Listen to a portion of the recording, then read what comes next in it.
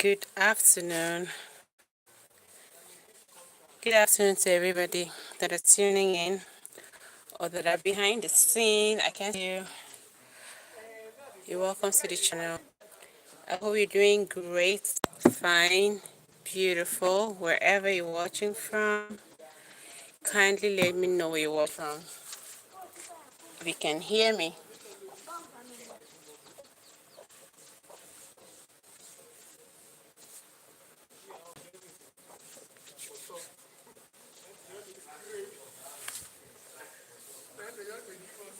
Hey there. Good morning. Good afternoon, depending where you're watching from. It's around about 18 over here in Nigeria. So you're welcome to the channel. Sorry for the noise behind or in my background. It's coming from the chicken. As a matter of fact, what I'll call Chicken Republic. You hear a lot of cockroaches. You hear them in the course of this live stream. So just bear with me. Today I'm going to talk about something very important, but meanwhile, let me just hold on for people to join us. Something that is very, very important, very, very important. But let me just hold on for some people to join us so that we can have this conversation about sense of entitlement mentality. I just tuned in. I apologize for people that maybe expected me to early. I didn't come up early due to certain things.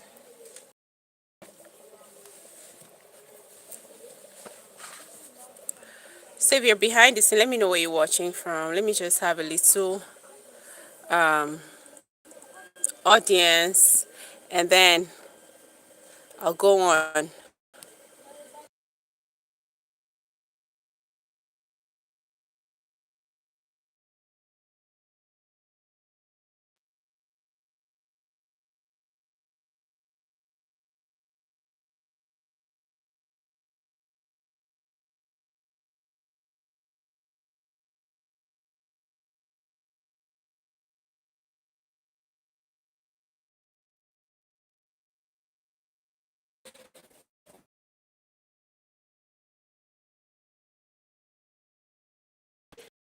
Talk about the sense of entitlement mentality.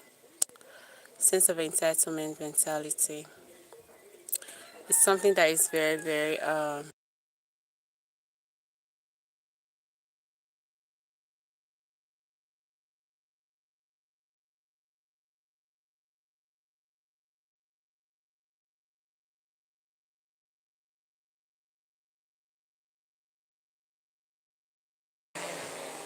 Hi Canary, good morning. Yes, I just came on.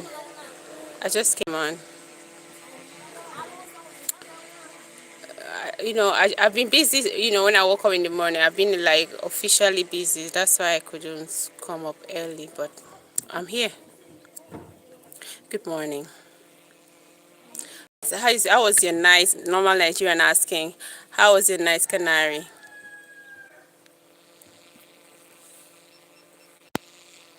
How is the enjoyment? There's nothing to enjoy. I'm just here. I'm not enjoying anything.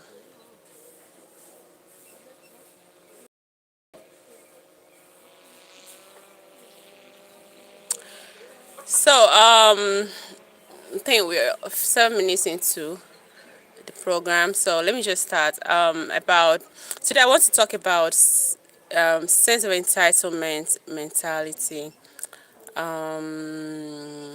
What do you think about that, Canary? What do you think about what I just said? Sense of entitlement mentality. It is something that is really a problem in our society today, and a lot of people are, play victims. Okay, let's go. Play victims to that. So I'm going to talk, define what it is, okay, and equally talk about the dangers and how to equally help yourself if if you find yourself, because some people do find themselves in that kind of situation, like they are mentally entitled to people. Okay, I will. So give example also. I will. So some people are mentally entitled to people without knowing, they are entitled. They have that problem. All right. They always feel it's their right for this to happen. It's their right to enjoy certain privileges. So I'll just start by defining what sense of entitlement mentality is all about. Okay. A sense of entitlement is just, this belief that you deserve certain privileges, okay, or certain special kind of treatments or rewards without you even working for. It's that kind of, you just feel, oh, I'm supposed to get this. I'm supposed to enjoy this kind of privilege from a particular person. Could be your parents, could be your brother, could be your sister, it could be somebody, could be a spouse, could be a boyfriend. You know, you are entitled to the person. The person has to do this for you simply because you are this to the person. So it's just that belief that one or she deserves certain privileges, okay, or special treatments, or as well as reward without working towards that, without making effort to achieve those things. So it's crazy. Like where I make reference to where I'm from. Now, for you to date a girl, it comes with kind of that girl comes with that. Most of the women comes with that kind of mentality. And I've had, like, where I work, it's just a place of work that is, male kind of dominated place. So when you listen to some guys talk, they're like, ah, this girl, because I asked her out, she's saying that she has started making demands for money. She has started doing this and that. She has started doing this. She wants me to make her hair. She wants me to pay for her hair. She wants me to pay for her nails. She wants me to do, little thing, like she wants, because just because you're dating a girl as a guy in Nigeria, it is happening, like it's just like the new normal. Just because you're dating a girl in Nigeria, you have to, as a guy, be doing certain things for that girl. The girl is kind of entitled to you, that you're supposed to do this, like maybe probably give her monthly allowance. You're not married to her. You have to give her monthly allowance. For some girls, not every time, you're supposed to be giving her money to make her hair. You're supposed to probably, if she's in school, maybe college, you're supposed to be paying her school fees because she's dating you. Those are, you know, entitlement mentality, which is not supposed to be so. It's not supposed to be so, because you're not working towards these things. You shouldn't expect. And the craziest thing is that once you keep, having this sense, you will be disappointed. All right, you will be disappointed in the sense that if the person you're like looking up to meet your needs, enjoy the privilege or give you those special treatments, does not do accordingly, does not help, does not do according to what you want, or treat you special or give you certain rewards, or and make you enjoy certain privileges, you'll be disappointed, and in the long run it's going to have a little kind of strains on your relationship with that person. Canary says it depends on the society and subculture. Okay. I agree with you. I learned that somebody said, I had an interaction with somebody in America, and it was like, I was like, okay, I think I was like that. Nigerian men, yeah, are really, into these old women kind of thing. But the funniest part is that they don't have nothing to offer these women.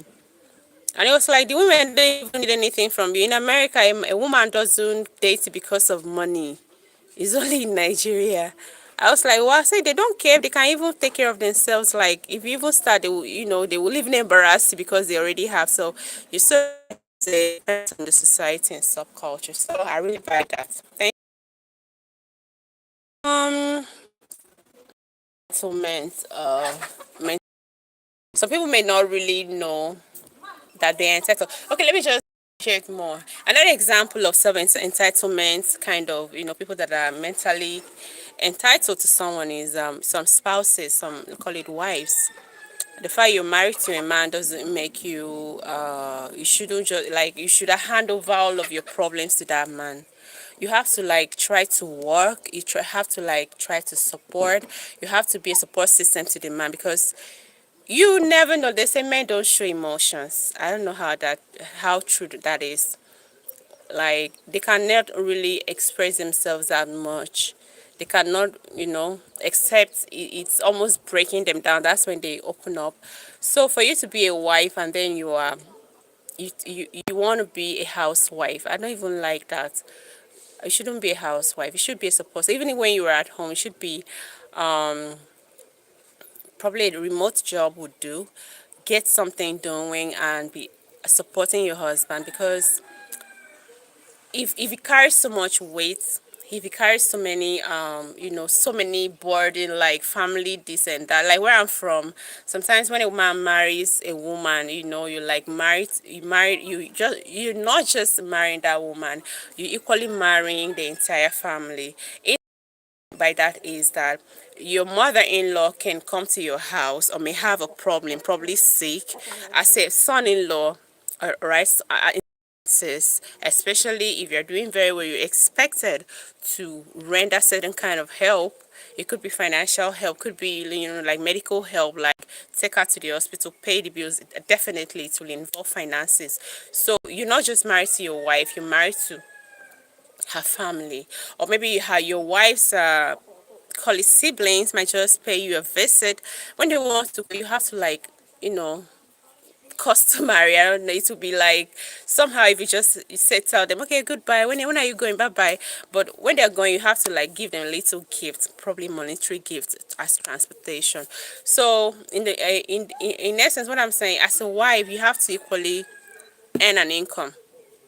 All right, because a man got married to you doesn't mean you should depend solely on you know everything should be from him. Like you are entitled to him. Okay, he's my husband, he's supposed to bring this and that to me. Canary says, I was watching a video of a guy dating a lady. Eventually he ended up paid all her school fees. After years she became a graduate and left him for another guy because wasn't at her level mechanic. Exactly, this happens a lot, Canary. It happens a lot. I've heard so many stories like this. I know of someone which I wouldn't want to mention, but the thing is that in those days, in the 90s, he sponsored a lady through school. And when the lady came out of school, because I think as at that time, in the 90s, people didn't really go to school in Nigeria. Like our parents didn't go to school that much. The highest they did, okay, was maybe secondary school. Yeah, high school. That's the highest. Most highest educational level they attended. So this man, dated this young lady, sent her through what they call polytechnic here. Polytechnics call it like a university, a college, call it a technical college kind of. She graduated, she took care of her, the man took care of her, took care of the family, made sure that she didn't lack anything, paid her school fees. But at the end of the day, when she graduated, like you said, we weren't on the same level anymore. I'm a graduate, So she said when she went for her NYC, I don't know if you know what NYC is. When she went for her NYC, she never came back. That was how, she was looking for big men that are, that have money more than the guy that sponsored her, because this guy was just a driver. But at the end of the day, I don't know if the guy cost her, because this kind of things you have to be very careful. Women, don't do it. If you think, all right, if you think, because especially in Nigeria, if you think you're paying school fees for some you know, somebody's gonna pay school fees for you, and you feel this person, you're not gonna settle down with that person. There's no point allowing him pay the school fees. Don't let it happen. Because some guy sees, paying of school fees for you as like a build up, like I'm building you. They can go extra mile to destroy you. Don't allow that if you don't like the person. Canary says the new guy came to the mechanic and told him to calculate all the expenses, and the new guy will reimburse him for all those fees. Can you imagine? Can you imagine? Okay. Can you imagine the nonsense? Can you imagine? So,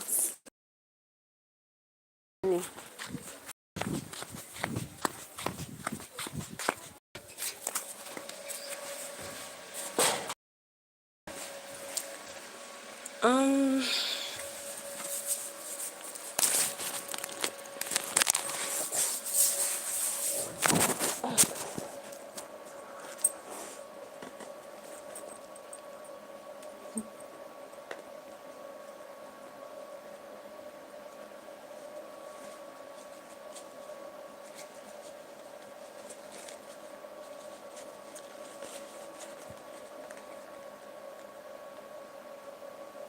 if I have change. Shouldn't be.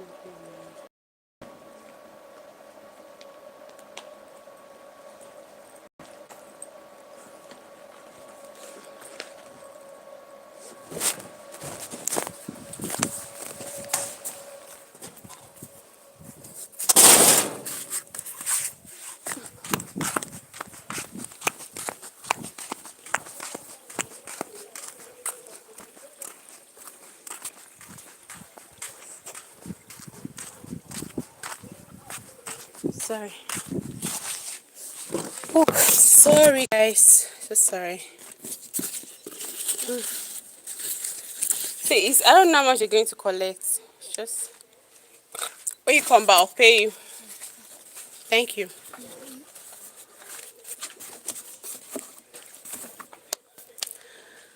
Oh,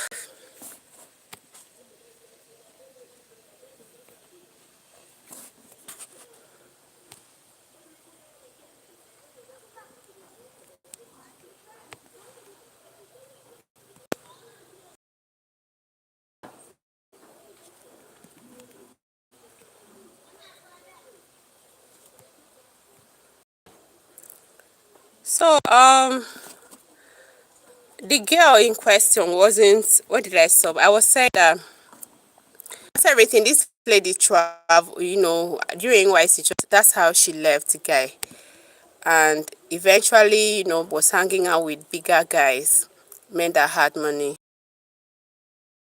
Happen most times when she would like get to that point of being proposed to, something will happen to the man. But I don't know if the guy that sponsored sponsored her in school voodoo on her that nobody will ever marry her, because eventually she came back years later to like call it, then the father was of this relationship, to beg the man to take her back. But the man was like, doesn't have money like he used to.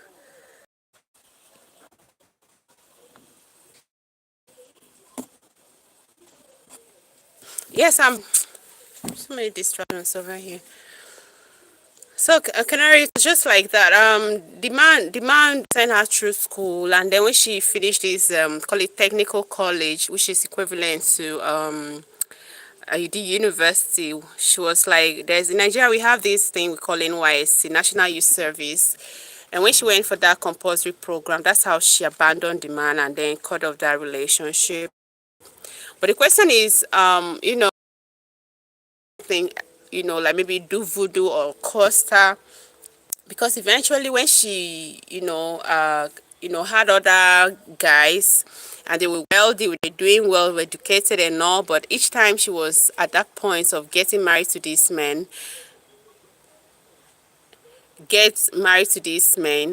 there's always a problem, like maybe accident and everything. That's how she ended up not getting.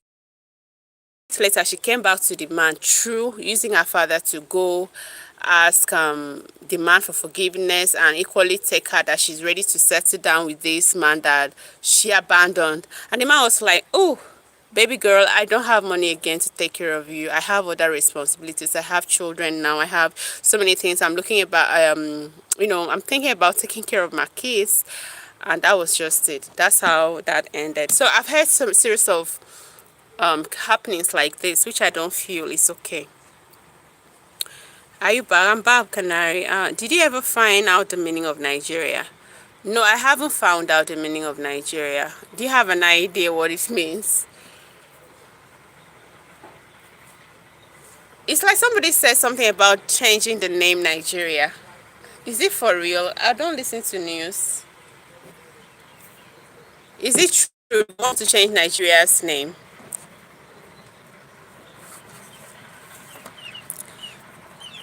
Sorry guys for the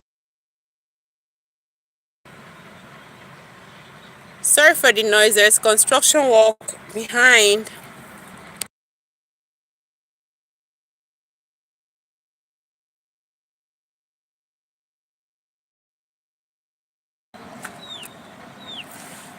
So I'm asking, I saw it somewhere on social media that they want to change the name Nigeria. I don't know if that's true. I've not heard it officially on the news. Is it true? Because even as of yesterday, somebody mentioned that on this live.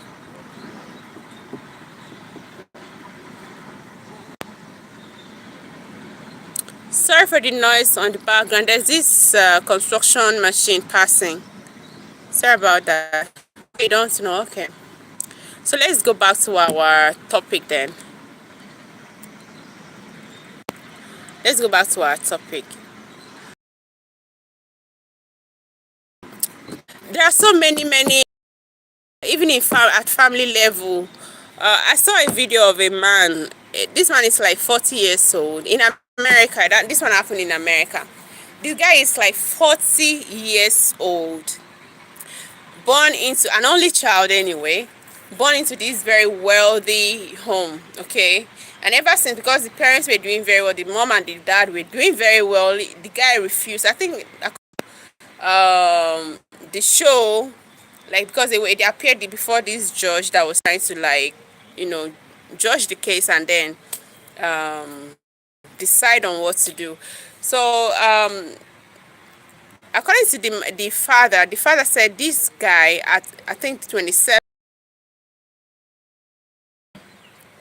anytime he starts working, he will just come back and say he doesn't want to work again. He will get lazy.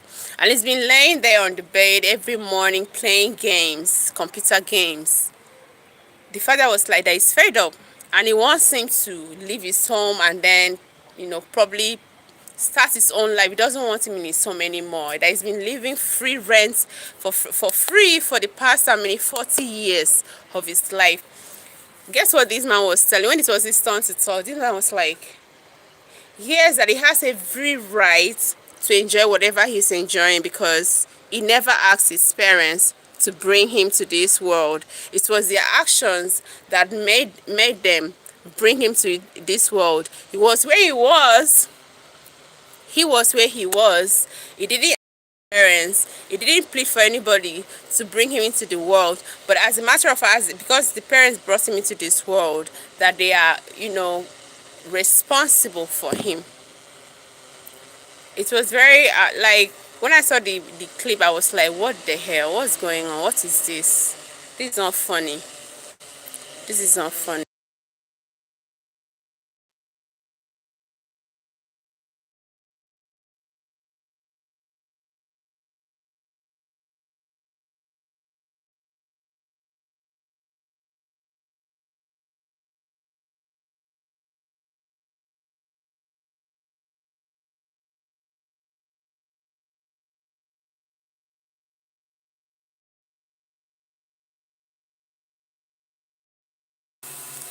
So instead of this young man to take responsibility as a 40-year-old, he was busy blaming his parents for bringing him into the world.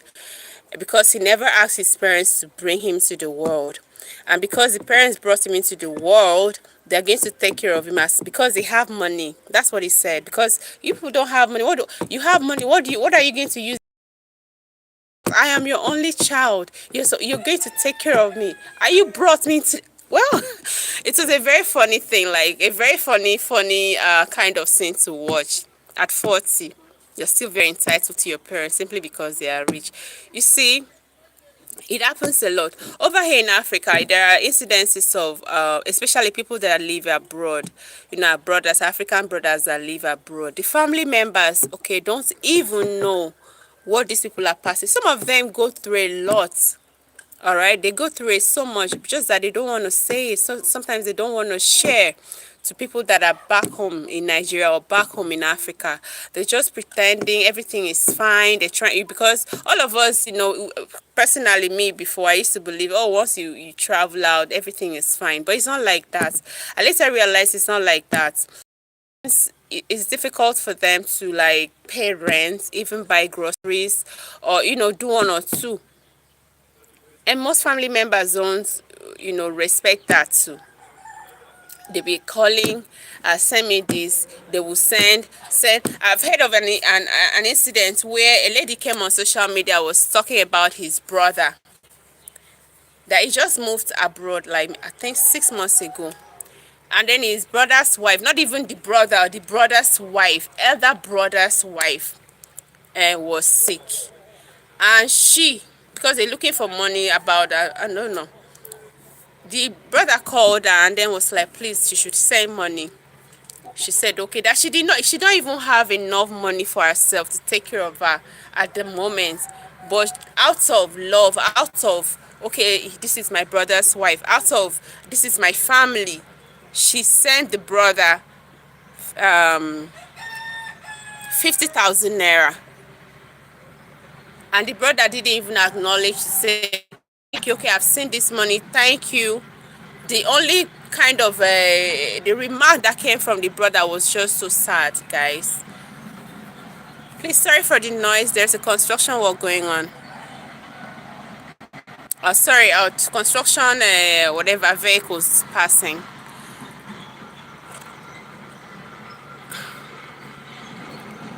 So the brother was like, is this the only money you can send? You send only 50,000 naira? The girl was like, what? Like, you don't know where I got the 50,000 naira from. Like, you told me your wife was sick and I sent you money. And you're asking me, is that the only money I could send to you? You see the sense of the kind of entitlement mentality. You're a man, no, your wife is sick, and you called your sister abroad to send you money, and she was able to send you. Instead of you to say thank you first, oh, the money you send, oh, this is how I spent, or this is not going to be enough, please, if you have more, no appreciation, no gratitude, nothing. And that's how that lady said in her entire life, in her entire existence, she will never in her life again send any kobo, any dime, any penny to her brother back in Nigeria. That the brother, it was like showing us where she's sleeping, in a kitchen. 5D Star Seed, hi 5D, you're welcome to the channel. How are you? 5D?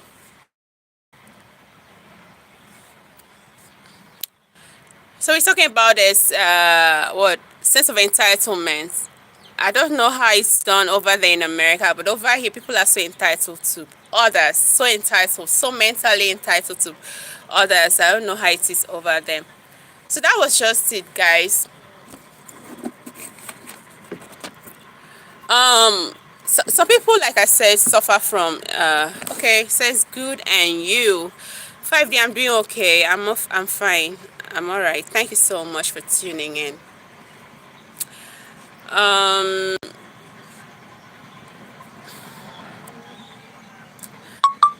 This construction work that is good, I don't know whether they're leaving. So many, the noise is too much at the background. Sorry, guys.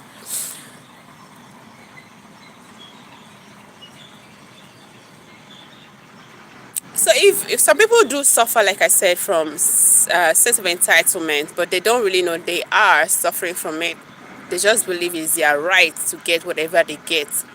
So if you, what I'm about to tell you, if you suffer from what I'm about to tell you, or if you've been feeling what I'm about to tell you, just know that you're having, you have the problem of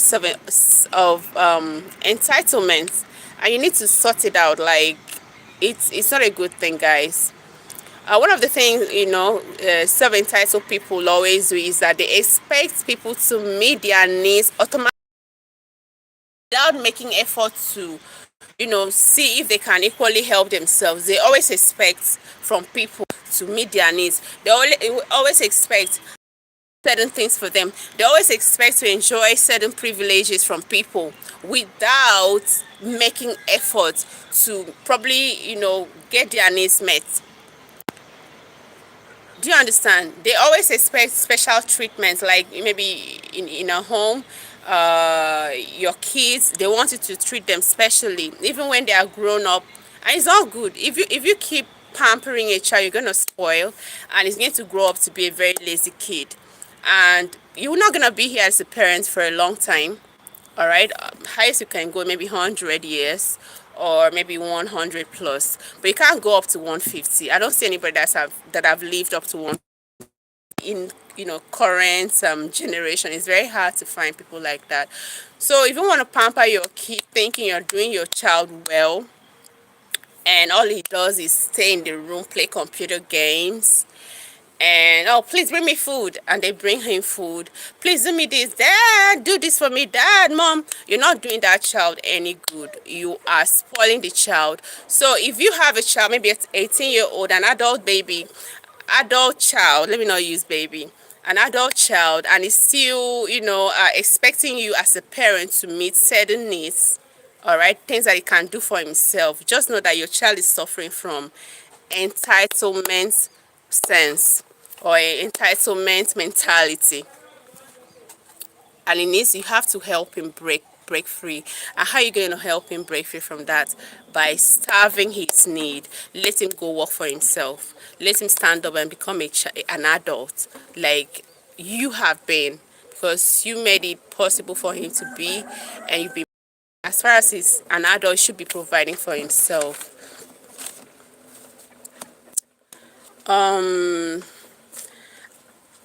So if you have a child that is doing this, just know he's having that problem of entitlement.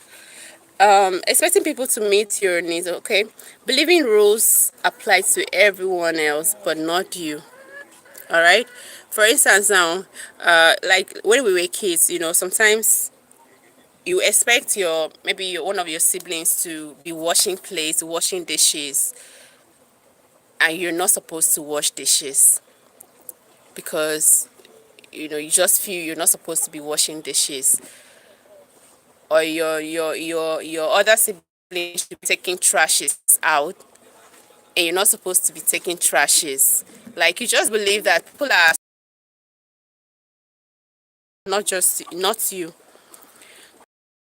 5D says only thing we are entitled to is what God does, and that's only for a period of time. Anything spoiled is no good. Exactly.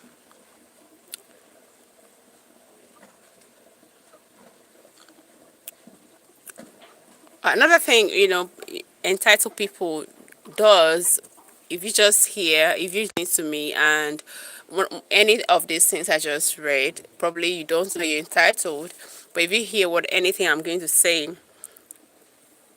all right, just know that you're suffering from that. Another thing they do is demanding rewards or success without effort. I've said it over and over again. Like, they just want to do something. I was telling, before you joined 5 days stuff, a story. I was telling people that were around, a story of a 40-year-old man in America that the father took to court.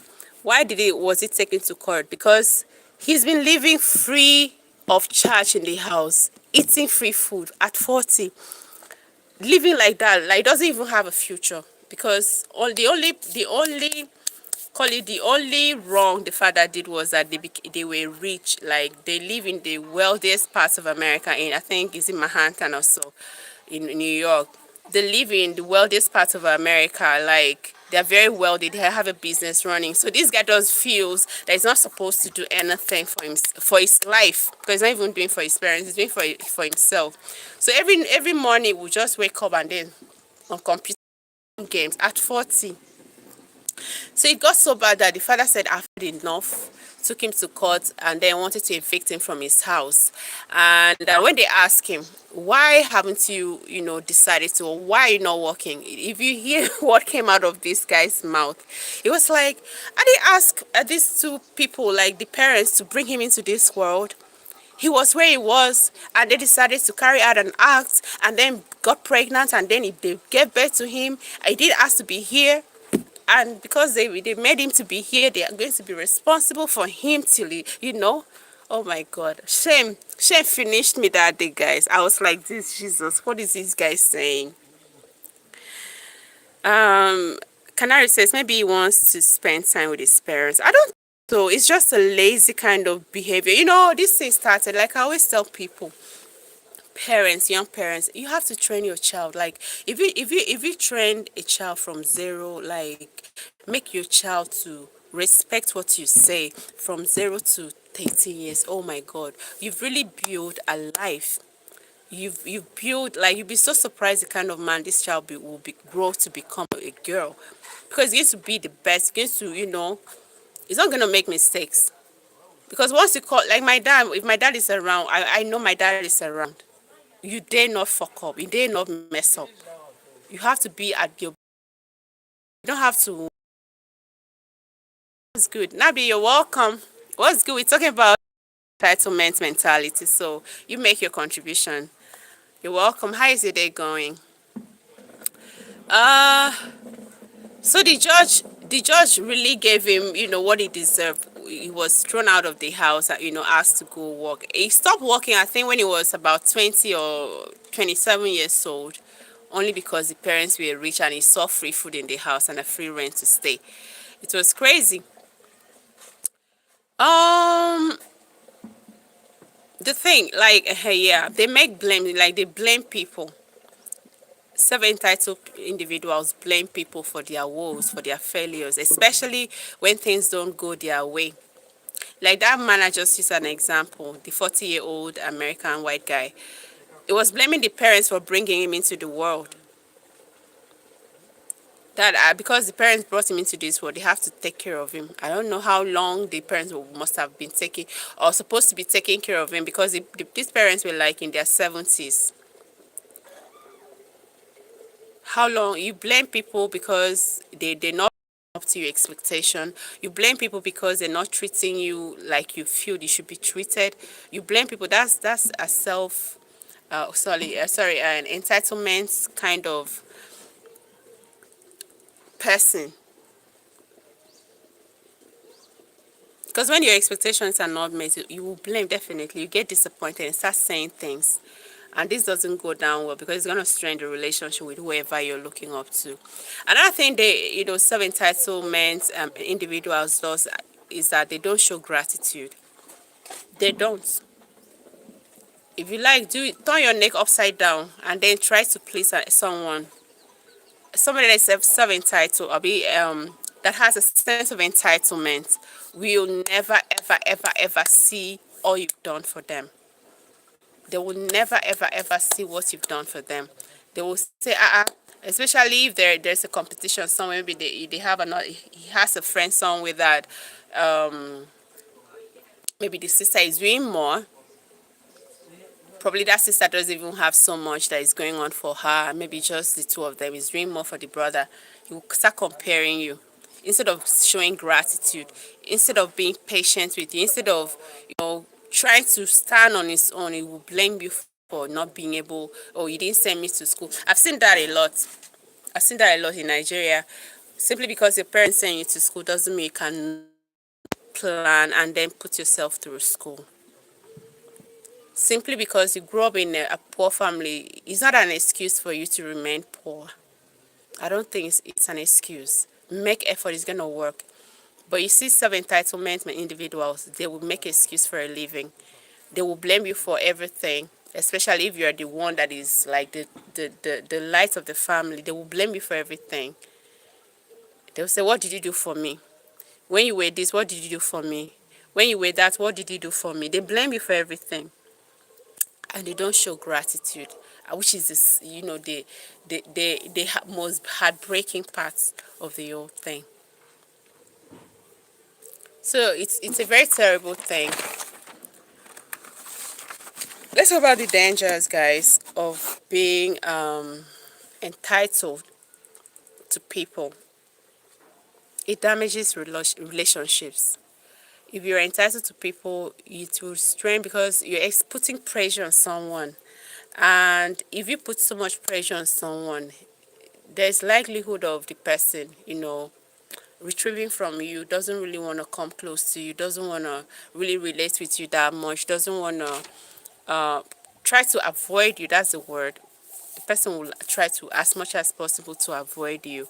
And when the person avoid you, you complain, you will complain the more, and you will feel disappointed at the long run. You feel disappointed, and that relationship will just go sour.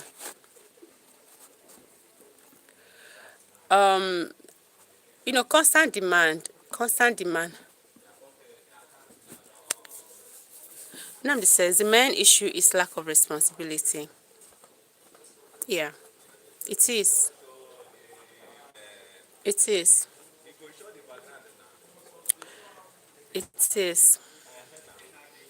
When somebody doesn't really want to take responsibility for himself or herself,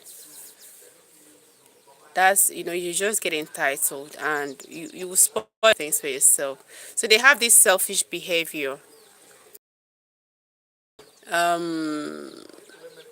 Selfishness is part of the dangers of, being entitled. You're selfish. You don't care about the person you are asking something from. You don't know if the person has. I've seen a lot, like, you would do something for somebody, at the end of the day will like, this is okay. Of all the things that I asked for, this is the only little thing you did for me. Instead of saying thank you. Do you know what gratitude does? Do you know what gratitude does? If somebody does something small for you, just say thank you. Appreciate the person, because you're going to make the person to do more for you in the long run. Comes again for the person to help you do one or two, it's going to help you. But if somebody does maybe a little thing, you don't even know if he has, or if what he has is even enough for him. But for him to have that love, that generosity in his heart, to like get the little that he has and then share it with you, and you can't even say thank you. You can't even say, oh, you've done so well, God bless you, other than complain, oh, this is the little thing you could offer, is this the only thing you've done for me. Those kind of things will just make somebody discourage someone from helping. And that happens a lot to our brothers and sisters that are living abroad. People that are home will be, asking for, please. People that are outside, they're not, it's not like, they're living in a bed of roses. They have their challenges. If you've been asking money from people outside, you have to reduce it. And if they can't give, you just try to have an understanding that they don't have. They have their own cup of tea to fill. They have their own problems. Stop pressurizing someone. Stop putting unnecessary pressure on someone, instead of trying to make, things happen for you. So another this thing is that, somebody that is entitled lacks empathy. All right, like I said, empathy is simply, putting yourself in one's shoe, like trying to having an understanding of what that person is going through, like just putting yourself in one's shoe, having the same, trying to feel what somebody's feeling at a particular time. People that are entitled don't do that.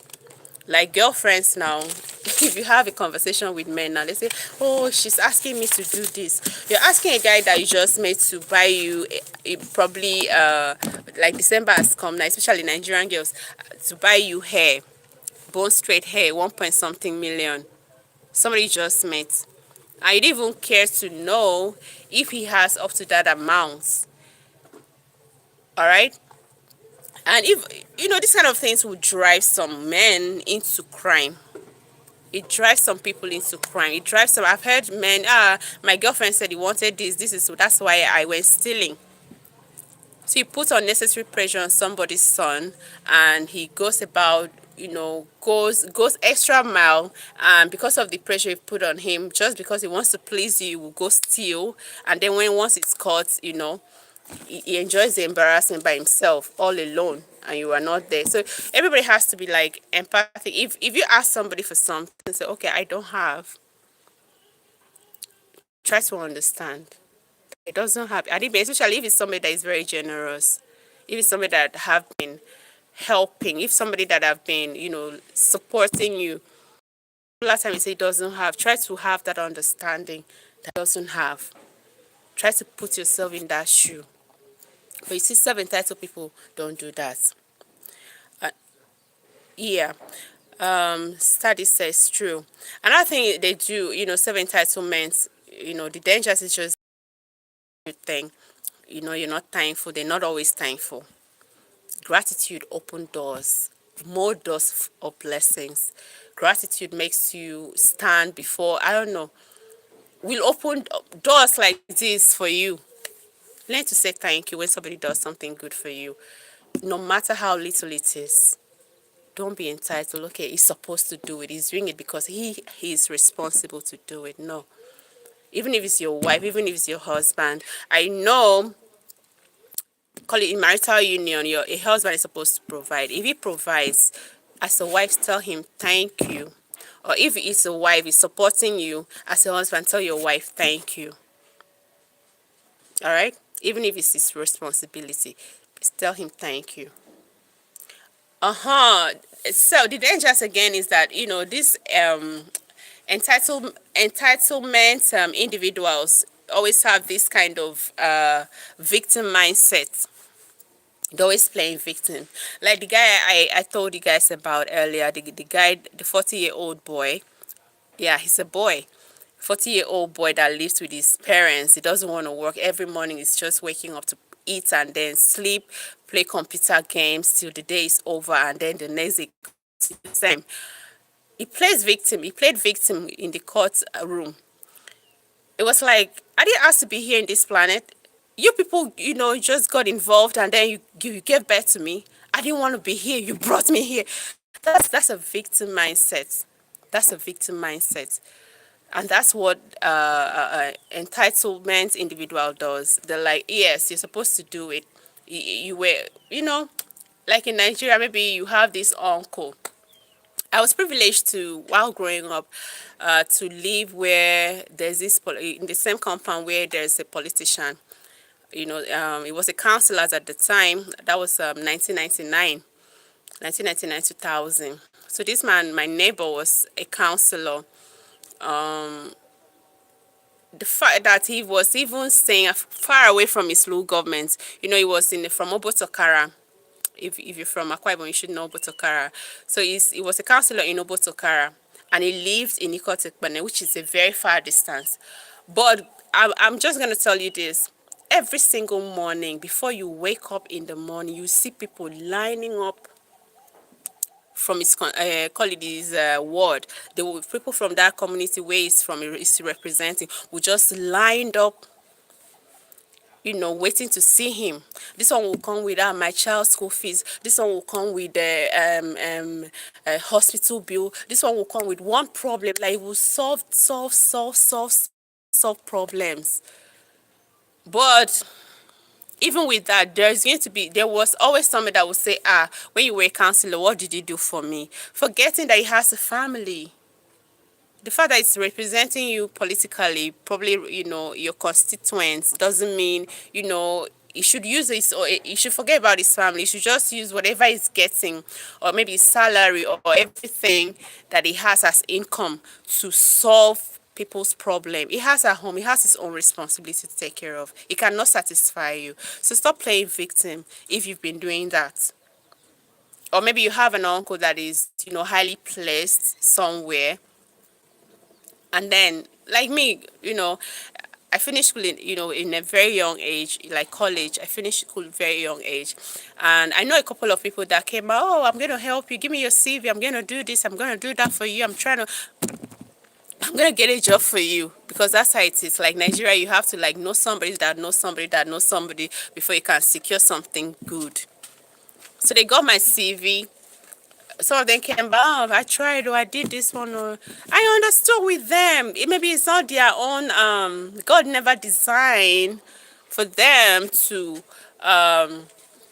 be the ones to help me get employed. Maybe they tried their best, but it didn't work. I have to like try to understand, instead of blaming them because oh, they're highly placed, they work in so many, they're directors, they are this and that, they're supposed to fit me in. No, they tried, or maybe they didn't try, good enough. But I don't care. I'm not entitled to you. Maybe God didn't want to use you to bless my life, so that's fine. That's fine. That's fine. You don't owe me anything. Nobody owes me anything. Not even my mom. Not even my nobody. Nobody owes me anything in this life. I'm responsible for me. God is responsible for me. If I saw somebody owes me anything, God will be the one that is responsible for me. And is the one that owes me something like a good life, not human. Nnamdi says, Lord, my village people is a good example. Oh, Nnamdi, can you share your own entitlement thing, maybe an experience you went through? Can you share it? So in the long run, okay, if you have this entitlement mentality, if you're an entitlement individual, you will be disappointed. You will be disappointed. You know why? Because sometimes you like look for, maybe call it, maybe you're expecting 1 million from that person. You're expecting the person to buy you like Christmas is, you give you maybe money for shopping, maybe 300,000 for shopping, and the person doesn't live up to that expectation. You get disappointed, won't you be? You will. And it will drive you angry, make you feel like, it's not a good thing. Just try as much as, and always try to understand. When somebody says no to you, try to understand. And for people that are, I wouldn't say victim, people that are being one they're expecting from, if you are the one people are really entitled to, how do you like cut it off? Like tell people pop and plain, oh man, I've had enough. You have to set your boundaries. You have to set your boundaries. You have to set your boundaries. Like, sorry to bring this, but I have somebody like the related to me. Anytime he will call me, is always with a problem. He will never call me in a time that, okay, he used to call me once in a while, but majority of the time he's calling me. All right, he's calling me, because he has a problem that needs financial assistance. Do you understand? And sometimes, not that I'm casting the whole matter, but I'm just like, okay, it's my brother, okay, it's my cousin, okay, okay, okay. At some point, this year or December last year, he called again. He was, and this, that. I said, you're like over 30 now. Like, if I'm older than you, you should be like maybe a year or two. Like, why should I be the one? At what age am I supposed to be responsible for you? How long am I going to be responsible for you? No, please, go meet somebody else. That's what I told him. No, you can't keep calling me every time. I have my own life to fix. My life is not fixed yet. Go meet somebody else to do whatever you want. I have so many things lined up that I have to use money for. I can't do that. Call your mom. That's what I told him. Call your mother. Don't call me. Don't call me every time and then be telling me, oh, this, that. Money, money, money. I'm not doing that. I'm not doing that. I'm not getting help from anybody. So as I'm not getting help from anybody, that doesn't mean if I can help you, I wouldn't help. But if it's way beyond, if you make it a point of duty, I have to put boundaries. And ever since then, that guy have refused to call me. Since this year, He hasn't called me. Wallahi, he hasn't called me. Like, he hasn't even said, hello, how are you? He hasn't called me. Because what? I disappointed him. You see? And it's our relationship I strained now. Now, if he calls me, I am. I cut people off, easily. I cut people off. Like, if you try to mess me up mentally, I'll just cut you off automatically. Like, I don't even care. I don't mind being alone. I'll cut you off. So if he calls me now, I don't know. Like, it will be like this. It will be like this for me. I can't really flow again. Because that means you only liked me for the good things that I did for you, or for always standing by you. And because I said no to you when you came again, you stopped calling me. You stopped reaching out. You stopped what I was doing. Can you imagine that? Now, this says generally they make you feel they have the right to demand from you. Very sarcastic people. You can't make me feel, not even, no, but not even my siblings make me feel that way. I'm not scared. I'm not scared to tell you no. I'm not scared to tell anybody no. Wallahi, I'm not scared to tell. I'm not afraid of it. I'm not scared to tell you no. Especially when I know, because the funniest part is just that, most of these people that are so entitled to you, they have nothing to offer you. If you were in their shoe, they wouldn't even send you. I've seen a lady when I was my cousin's friend, like a family friend of ours. This lady, a single girl, she does everything for the parents, for her mom, not her parents. Her father wasn't there. The mother, she was like the second daughter. If the little money she does, her mom will call her. Hey, we didn't eat yesterday. Oh, we didn't do this one, and she will send. The next day, we didn't do this one. No, I want to go to this. The lady will send. You know. But when this lady fell, like she fell from, call it grace to grass. When she had nothing doing her job, she lost her job. I think she got pregnant that time. Like, she was advanced in age, and somehow she got pregnant, and the man abandoned her, and she was like a single mom catering for the child. That kind of a thing. The hand is not going to be like this again, giving to the family. Before family started pulling away from her. They started, yabbing her. What I mean by yabbing is, insult, for becoming a single mom at that age. Instead of support and starve herself because she is going to come. She will starve herself, and then, you know, give the family, make the family feel good, make family feel all right. It's crazy. It's crazy. Now this is, I notice, now just forget about that part, please. Forget that part. So that's just it, guys. So if you're self-entitled, you'll be disappointed, and if somebody is entitled to you, you have to set your boundaries, set it right. Don't be scared of, oh, what will they say. Let them say what they have, whatever they want to say. Whatever they want to say, let them say it.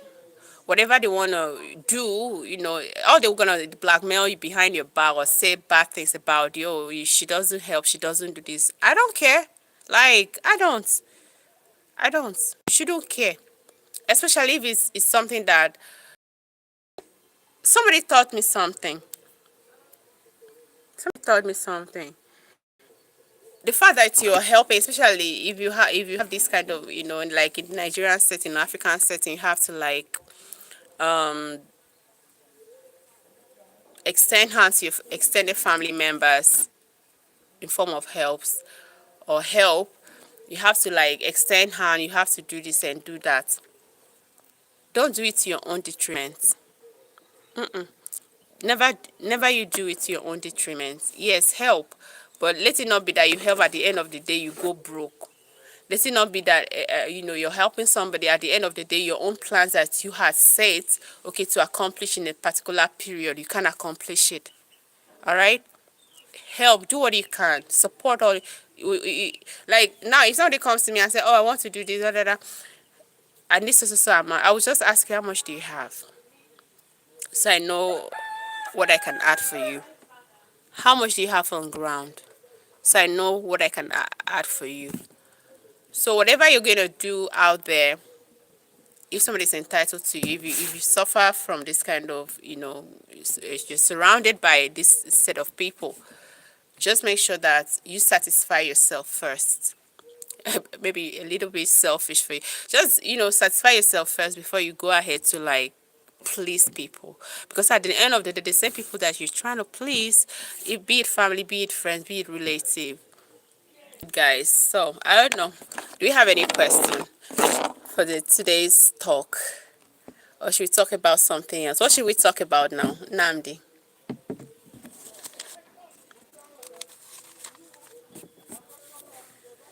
Namdi, what should we talk about? Yeah, meanwhile, I don't know if Canary is still there. I learned something about Nigeria. They said Nigerian Air Force with about 12 personnel flew across, I don't know whether it's the jet or chopper, flew across Burkina Faso airspace and made an emergency landing. And when they landed, something happened. They were arrested by Burkina Faso authority. So I don't know how true that story is. And what is so funny about the whole thing is that Nigerians are the ones that is selling Burkina Faso soldiers to hold them very well. Oh. They shouldn't release. They shouldn't release those Nigerians Air Force people. I don't know if Canary, have you heard something like that? Like that.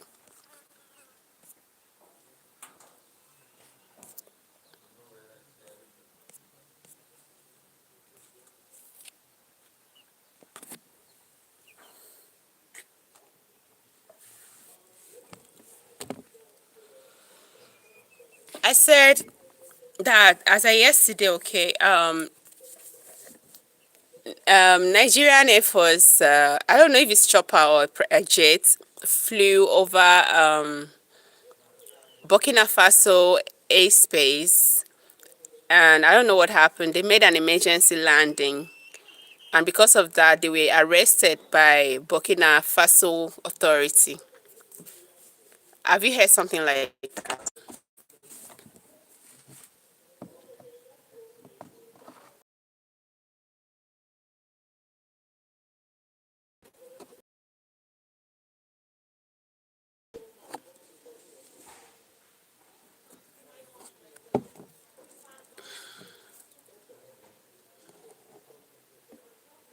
He didn't hear. Okay, you've not heard it. I just saw it this morning, and I was so surprised at the comment section when I read the comment section. Nigerians are mad people. Like they were cajoling Nigerian Air Force personnel that were caught, that were arrested.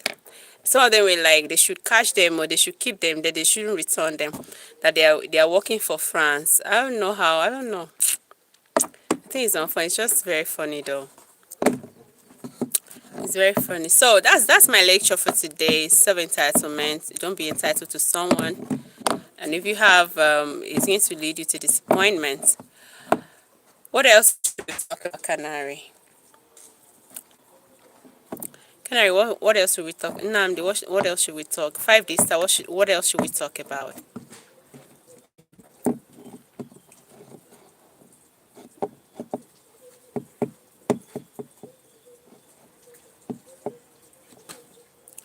But I wouldn't be too surprised. France is desperate too. So they will try to get Niger to do their work.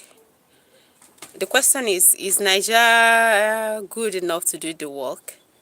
Because if it were good enough to do the work, what is happening in the country wouldn't happen. Because Nigerians are like, why would they even Nigerians are like, why would they even leave the situation? You know what we're going through now. Why would they even leave the situation in Nigeria? They can't even finish what is going on here, and then they're intervening or even going to some other person's country, intruding in somebody's or call it territorial integrity, the same thing, okay, they made reference to the same thing that America wanted to do to Nigeria, and Nigerians were like, no, you're going to come, infringe on our territorial integrity, no, don't come, and you're doing, they should hold them very well. As a matter of fact, they should give them double sentence. Nigeria is just a very funny place. Oh God. Canary says, let's learn about you. Okay, throw me any question then. What do you want to ask me? But don't ask me personal questions. Just ask me a question, I'll answer you, but don't ask me personal questions.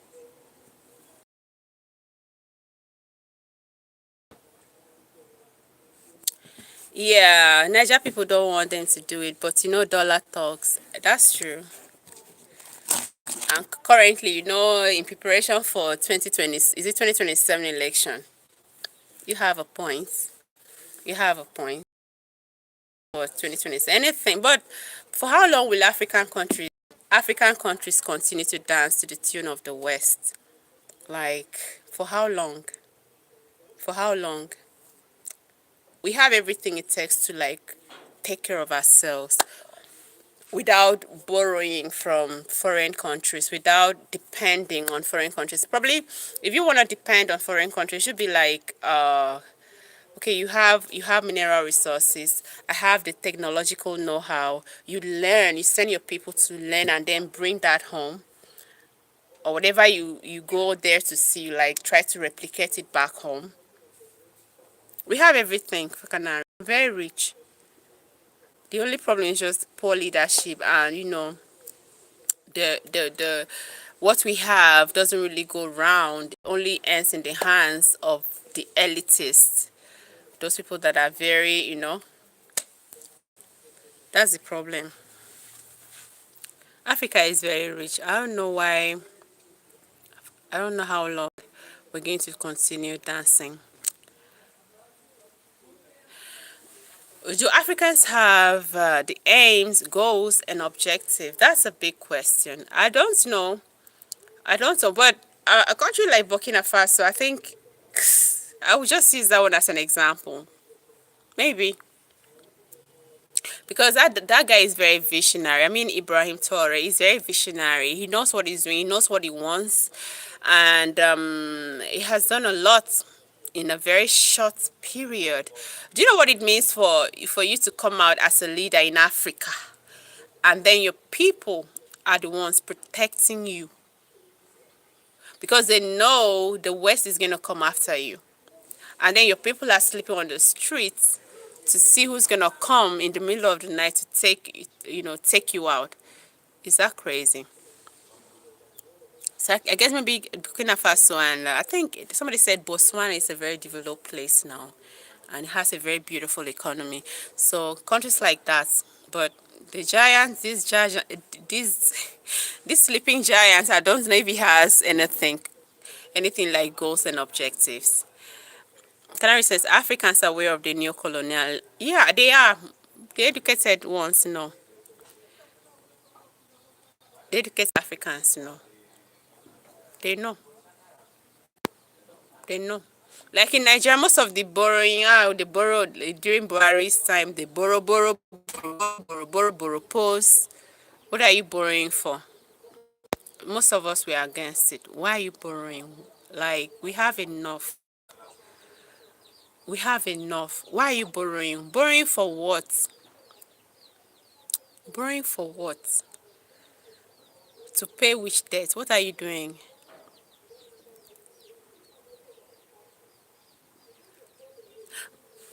Nabdi says, Burkina, okay, sorry, Canary says Burkina is different, oh yeah. Nabdi says, it will be hard to totally dismantle cause of economic dependence. And Nabdi, the question is, for how long?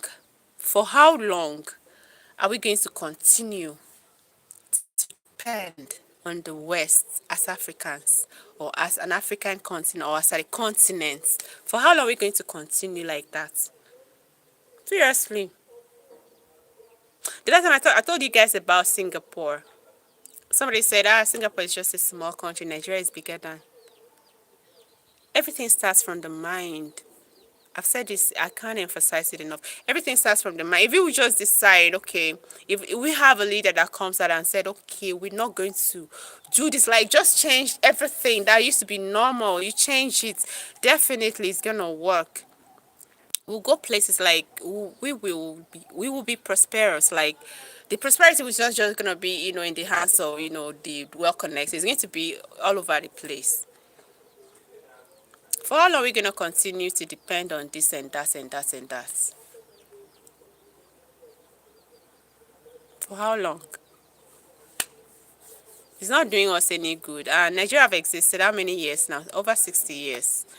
And you're still depending.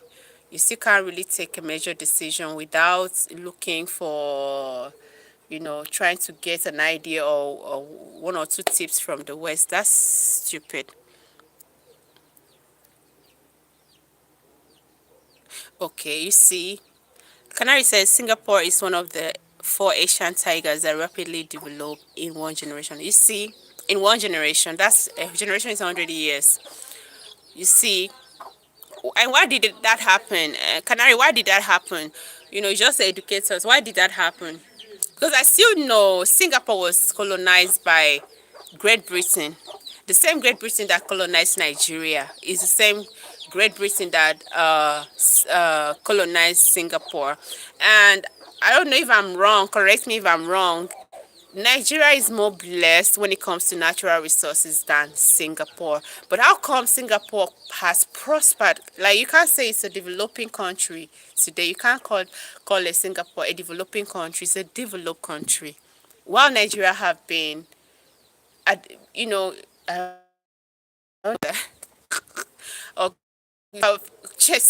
it's not centuries, decade upon decade, it has continued to bear the name developing third world country.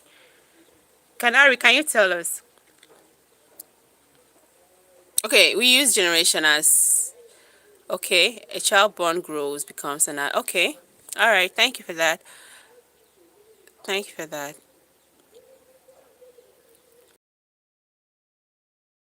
30 years. Okay. So I'm asking you, Canary, why do you think, or what do you think Singapore did different or differently to get, to where we are today that Nigeria have not done? Because it's the same people or same colonial colonized Nigeria. What did you think, or what do you think people did differently that made them prospered after their independence?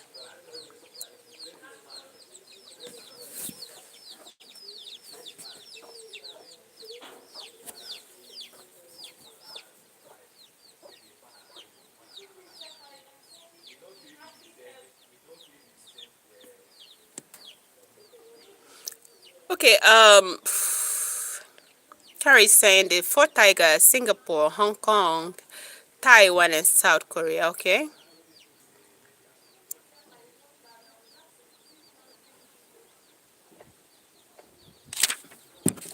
they all produce more than they import.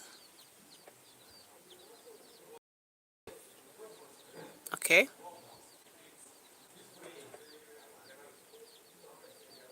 That would make sense.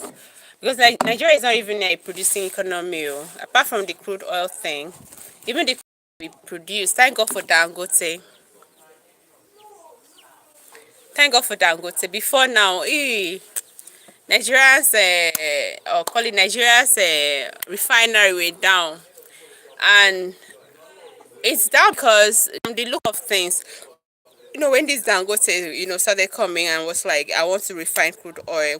They try to like, you know stopping people. The cabals try to look for a way to like frustrate that man from the look of things, because it was immediately Dangote. Before now, Port Harcourt refinery was down, Kaduna refinery was down. Nobody, they were like producing oil here,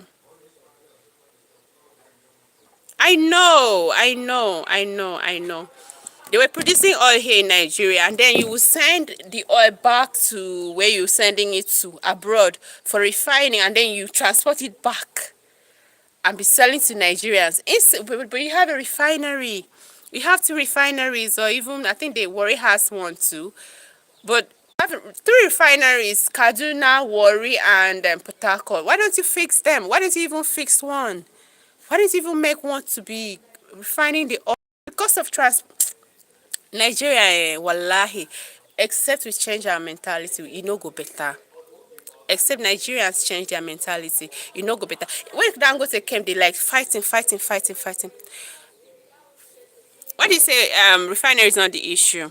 Because Nigeria's economy is being driven by crude oil, like the production. That's what drives the economy of Nigeria, oil. So how would you say refinery is not the issue? Because had it been, there is we call it government refinery before Dangote came.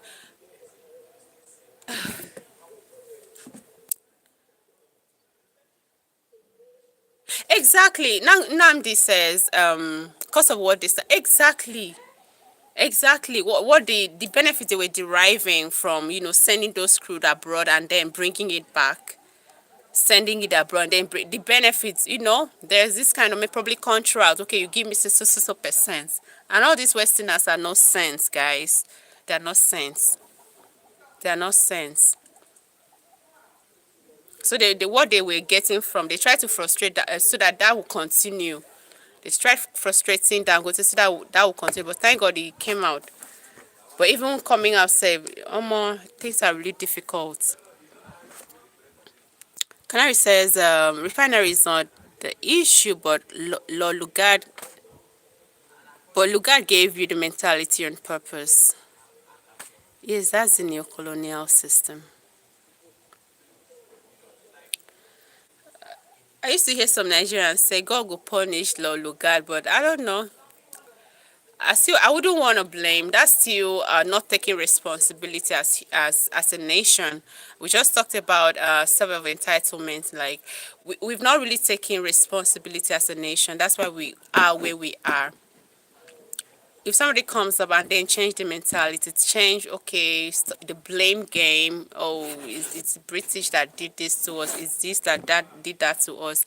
If somebody changes that as a leader and drive that kind of movement across the nation, there'll be a maximum change in Nigeria.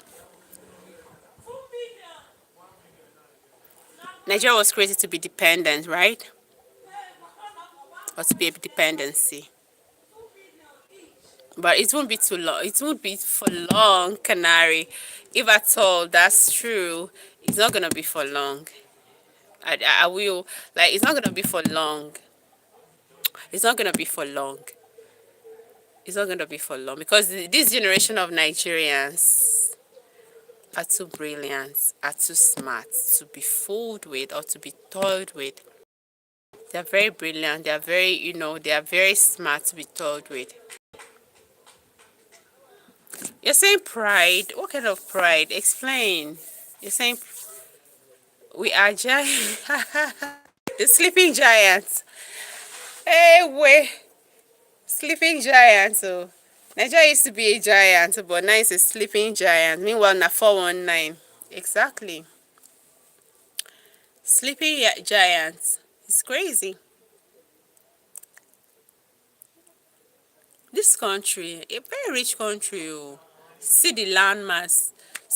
See, like, we're not supposed to. Like, you have a point when you say, the four Asian tigers, they produce more. Because the average mentality of a Nigerian, I don't know if it has changed. An average mentality of a Nigerian, if they say made at home kind of production, call it Nigerian products produced. Okay. Okay. So Guys, sorry about I don't know, network is just messing me up.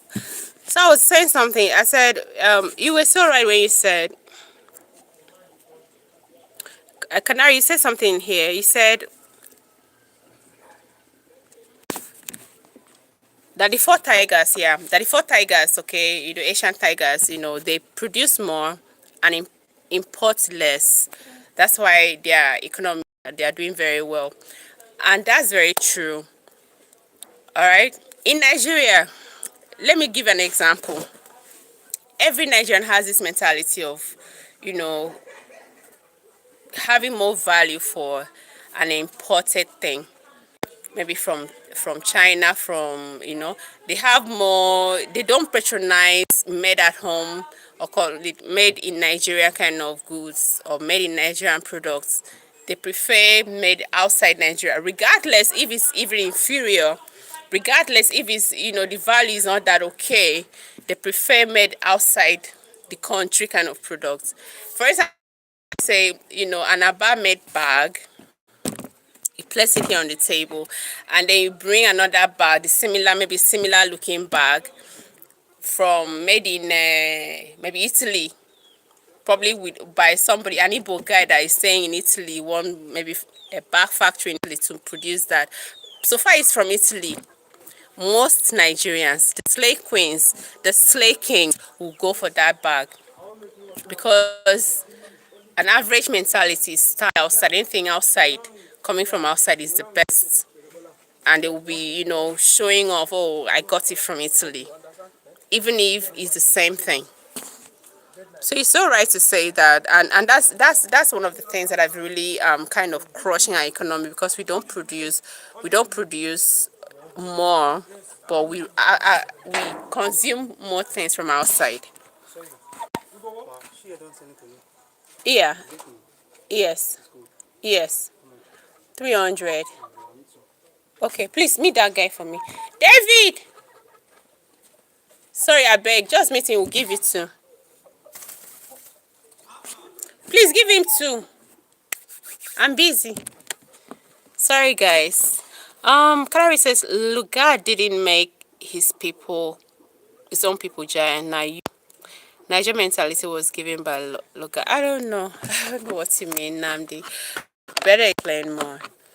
I don't know. I don't know. They demonize our culture. These white people did us so many wrongs. They demonize our culture. Like in my state, last week, there was an incident of, I don't know if you know Ekpo masquerade, this local masquerade. This is something that is very ancestral, very cultural. You can't, because you're a pastor, because the governor of my state is a pastor, you know, because you're a pastor and because, colonial masters came with Christianity, and then all of a sudden, something that we use our ancestors practice for years, something that our ancestors pray to, you demonize it. Why should you do that?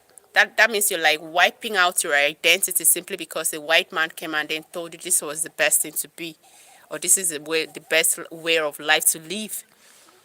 So the story had it that they arrested yeah, I know what the Ekpo masquerade were doing is not okay. Because when it's time like this during December period. Okay. Sorry guys, hold on. Yeah.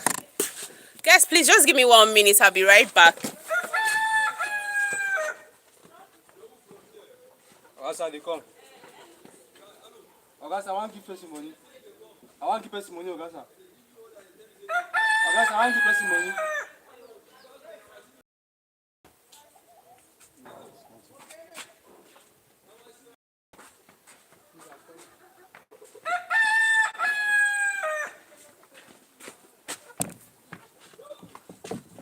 I'm coming.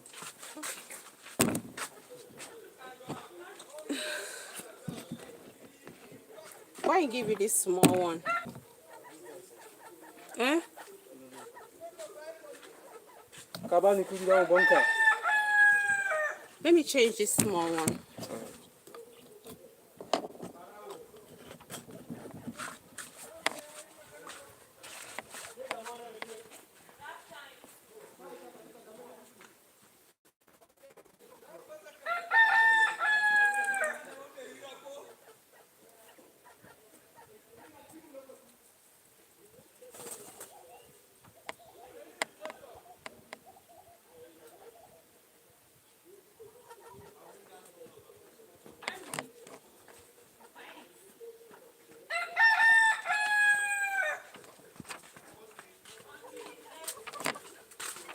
this small one is 200 though.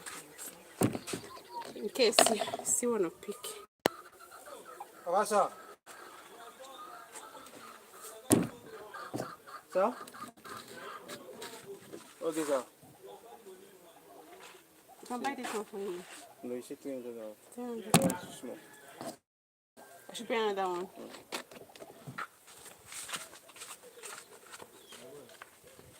Who they call your boy, the man?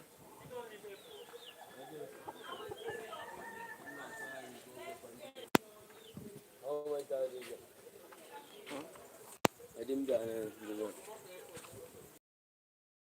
Kunu. Kunu. Kunu now. I'm sorry. Kunu ah. Kunu. I don't even sabi. I don't know say Kunu. Why that? Don't you make a chew, Now you the buy. No. Make a test. Small. Who the buy? But guys, sir, You know the buy. you can't disturb now pass a cake and now we're like, don't you go come out. Are you my finger? You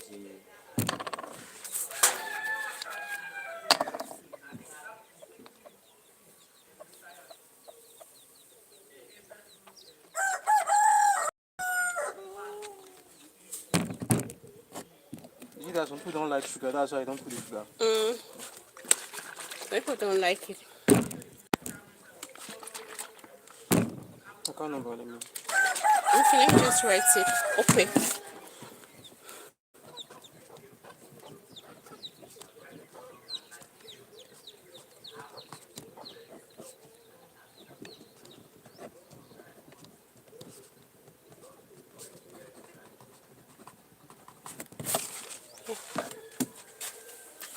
Whew.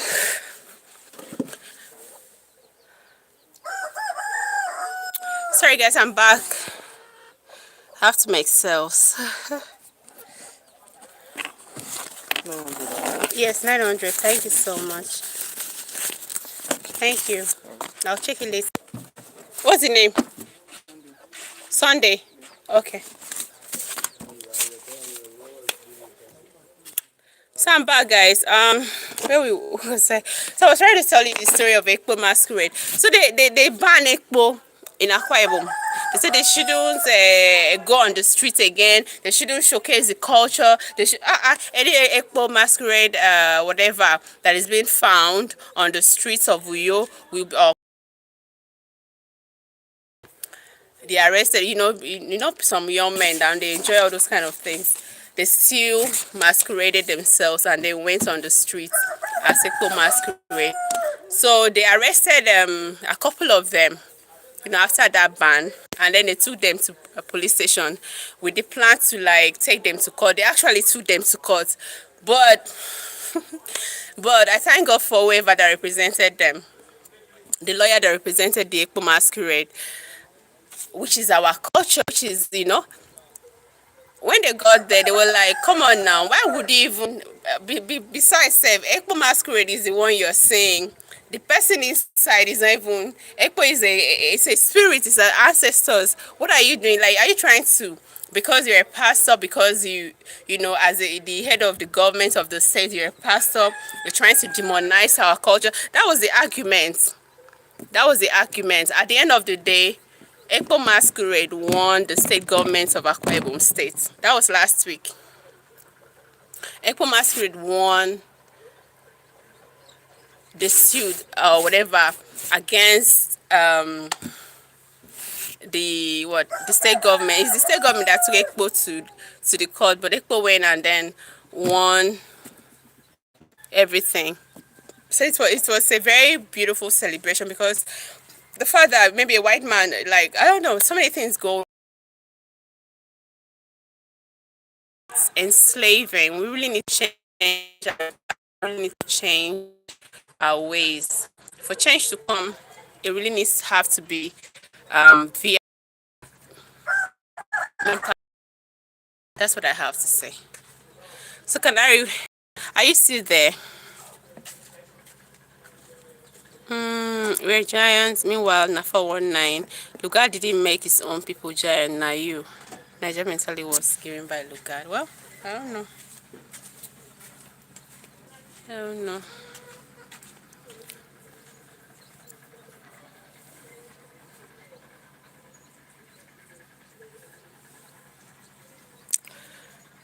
Oh, guys, I don't know if we have new people here. If you're just tuning in for the first time, make sure you subscribe, like this live. I'm only saying, I know we don't have much people on queue, but just subscribe if you're tuning in for the first time. This is Pro Storyline. We discuss about anything, like anything. We discuss about anything. You feel like talking about anything, come up here. Let's talk about it. So, Canary, are you gone or are you still there?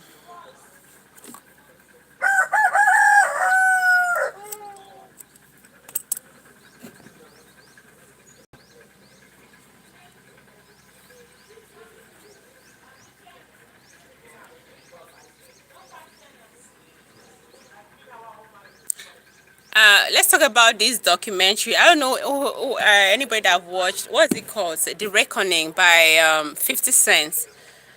And I learned it's all about PDD. Do we have anybody that watched that documentary on Netflix? I've not watched it. Somebody should tell me about it. And do you think what 50 Cent is right? Being that he's trying to pull down another black man. When I saw the whole thing, like call it the trailer, the comments from social media and some people. Yeah, I know Diddy did a lot of wrongs, did a lot of things that weren't okay, but I don't know. I feel 50 Cent is doing way too much. Like, I understand, probably wasn't satisfied by, the sentence that is being given to Diddy. That's PDD. Because of the weight of the crime he committed, like it's like they favored him in a way, and they reduced the sentence to only 4 years, and he has served like how many, a year plus, in custody. So it's going to be, in addition, like they would deduct the years, the year plus from the 4 years, and he be gone. So the weight of the crime he committed seems to be not equivalent to the sanction given to him. I feel it maybe just coming up, it's a business, number one, because he's a businessman and entertainer. It's just coming up like, because he didn't get as much punishment as he deserved. He's trying to make use of, call it use a stone to kill two birds, to prolong the stay of Diddy in prison, and as well make money through this documentary. So let's just talk about it, guys. If you have an idea, I've not watched nothing yet, but I'm hearing this, so much about the documentary. If you've heard about it, or if you watch it, they call it The Reckoning. And it's all about PDD, like live things that happen, some video clips that were gotten from the PDD, party and all of that. If you have an idea, if you've watched it, please just tell me what's going on. I've not watched it. Let me know. And what do you think about the whole idea of that documentary? Do you think it's good for the black image in America, or you see it as, the normal thing, normal, like they always say, blacks are always, pulling each other down? Let me know what your thoughts on that.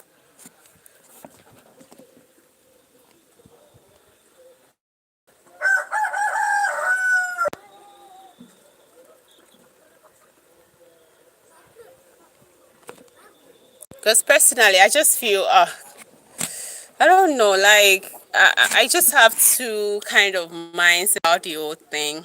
He's a black man, why don't you just, okay, he commits, when he was growing, it's always happening like that. As you grow older, you look back at your mistakes, you're like, oh, I fucked up.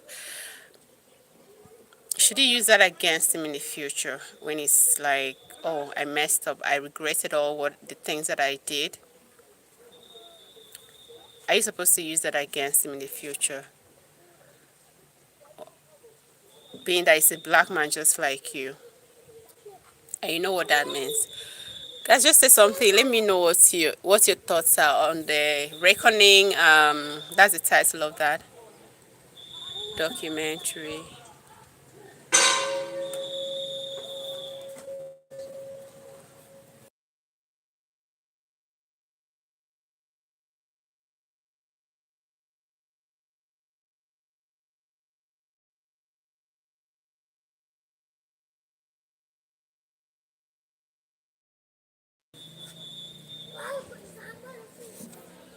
Hey, can you leave that water? Hey, what? Can you do it?